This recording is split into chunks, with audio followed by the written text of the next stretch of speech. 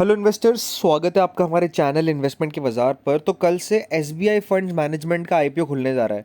सबसे इम्पोर्टेंट सवाल सबके मन में आता है, क्या लिस्टिंग गेन होगा? क्योंकि आईपीओ का size more than 9,000 crore rupees है।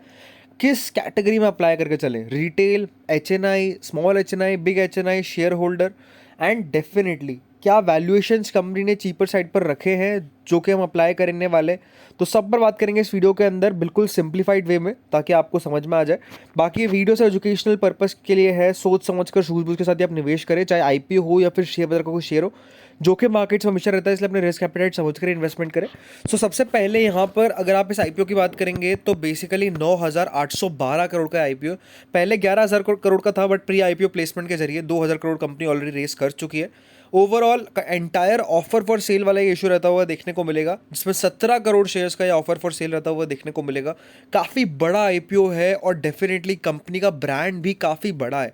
लार्जेस्ट एएमसी है कंपनी, एंड जिस हिसाब से कंपनी का एयूएम है, डेफिनेटली बहुत बड़ा कंपनी कामकाज करती हुई देखने को मिलती है।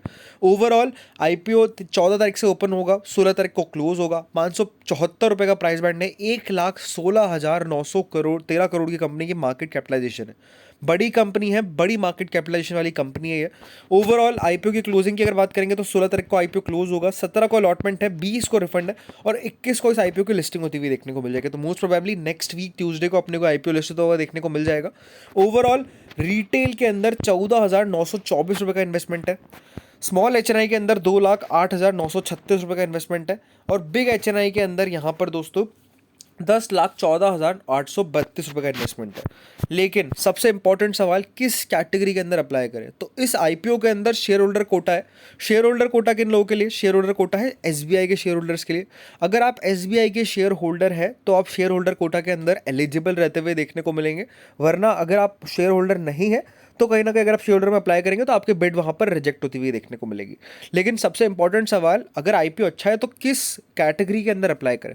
तो सबसे पहली कैटेगरी की अगर बात करते हैं फॉर शेयर होल्डर्स, तो अगर आप शेयर होल्डर है तो मैं ये आपको सलाह दूंगा कि आप मैक्सिमम लॉट लगाइए शेयर होल्डर के अंदर, यानी कि 13 लॉट यहाँ पर आप मैक्सिमम शेयर होल्डर को कैटेगरी के अंदर अप्लाई करें। उसके साथ साथ आप एक रिटेल के अंदर अप्लाई करें अगर आपके पास फंड्स की कमी है तो।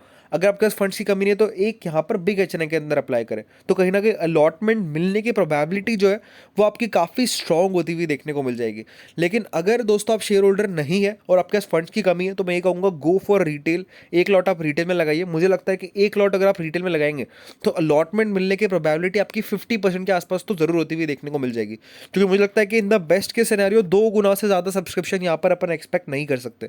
तो कहीं ना कहीं अगर फंड्स की कमी है तो आप रिटेल में लगाएं। अगर आपके पास फंड्स की कमी नहीं है, अगर आपके पास अच्छे खासे फंड्स है, बिग एचएनआई के अंदर आप अप्लाई कर सकते हैं, तो गो फॉर बिग एचएनआई। क्योंकि बिग एचएनआई के अंदर मुझे लगता है कि सबसे अच्छे अलॉटमेंट चांसेस रहते हुए देखने को मिलेंगे। मुश्किल से 1 से 2 गुना के बीच में सब्सक्रिप्शन आने की उम्मीद वहाँ पर है। अगर आपको अलॉटमेंट लगता है तो बड़ा प्रॉफिट आपको होता हुआ देखने को मिल सकता है, क्योंकि अलॉटमेंट लगेगा सीधे 2 लाख रुपए के शेयर्स का। तो कहीं ना कहीं अगर 10 से 15% का भी लिस्टिंग इन होता है तो 20-30 थाउजेंड का आपका प्रॉफिट यहाँ पर इजीली हो सकता है। तो ये दोस्तों सिनेरियोज रहेंगे। आपके फंड्स पर सारा का सारा खेल डिपेंड करता है। अगर आपके पास लिमिटेड फंड्स है देन गो फॉर रिटेल। अगर आपके पास फंड्स अच्छे खासे then go for big HNI. बाकी अगर आप यहाँ पर देखेंगे, अभी आईपीओ स्टार्ट भी नहीं हुआ है, 4 ब्रोकर ने ऑलरेडी यहाँ पर सब्सक्राइब की रेटिंग दे दी है। कंपनी की अगर अपन बात करेंगे 38 के पी मल्टीपल पर FY26 फॉरवर्ड ये आईपीओ आता हुआ देखने को मिल रहा है। 0.93% का मार्केट कैपिटल AUM है कंपनी का। एंड अगर पीयर्स की बात करेंगे तो पीयर्स में कौन है? आईसीआईसीआई प्रूडेंशियल 50 के पी मल्टीपल पर ट्रेड कर रहा है। HDFC AMC 42 के पी मल्टीपल पर ट्रेड कर रहा है। निपॉन AMC 51 के पी मल्टीपल पर ट्रेड कर रहा है। तो out of all the peers company cheaper side पर तो अपना आईपीओ जरूर आई है। तो ये कहीं ना कहीं काफ़ी पॉजिटिव बात है। तो थोड़ा बहुत गेन जो है वो कंपनी ने ज़रूर यहाँ पर टेबल पर छोड़ा है, लेकिन कितना गेन छोड़ा है? तो मेरे हिसाब से एटलीस्ट यहाँ पर 10% का तो गेन अपने को देखने को मिलेगा ही, क्योंकि जिस हिसाब से पी मल्टीपल है, जिस हिसाब से कंपनी कामकाज करती है, मुझे लगता है कि बढ़िया एक आईपीओ साबित होता हुआ देखने को मिलेगा। इसके अंदर ग्लोबल इन्वेस्टर, डोमेस्टिक इन्वेस्टर सब दोस्तों चूट पड़ने वाले हैं। तो ज़रूर मैं ये कहूँगा अपने फंड्स रेडी कर लीजिए एंड इस आईपीओ के अंदर ज़रूर आप इन्वेस्ट करके चले। बाकी जीएमपी की अगर बात करेंगे ₹89 के आसपास का प्रीमियम चल रहा है, लगभग 15.5% का प्रीमियम यहाँ पर चलता हुआ देखने को मिल रहा है। रिटेल के अंदर एक लॉट पर ₹2300 का मुनाफा देखने को मिल सकता है। एचएनआई के अंदर ₹32,396 का मुनाफा देखने को मिल रहा है करंटली। यही कहूँगा, अप्लाई करना है, ज़रूर अप्लाई करना है। लिमिटेड फंड है तो रिटेल के अंदर अच्छे खासे फंड है, तो आप कह सकते हैं बिग एचएनआई। अगर आप शेयर होल्डर है तो शेयर होल्डर प्लस रिटेल या फिर share holder plus big HNI के थ्रू अप्लाई करके चले। ये सब पॉसिबिलिटीज़ में आपका प्रॉफिट जो है वो अच्छा होता हुआ देखने को मिलेगा। बाकी जैसे जैसे अपडेट्स आएंगे वैसे वैसे इस चैनल पर आपको अपडेट देखने को मिल जाएगा। चैनल को सब्सक्राइब कर लीजिए for more further updates. Thank you friends watching this video.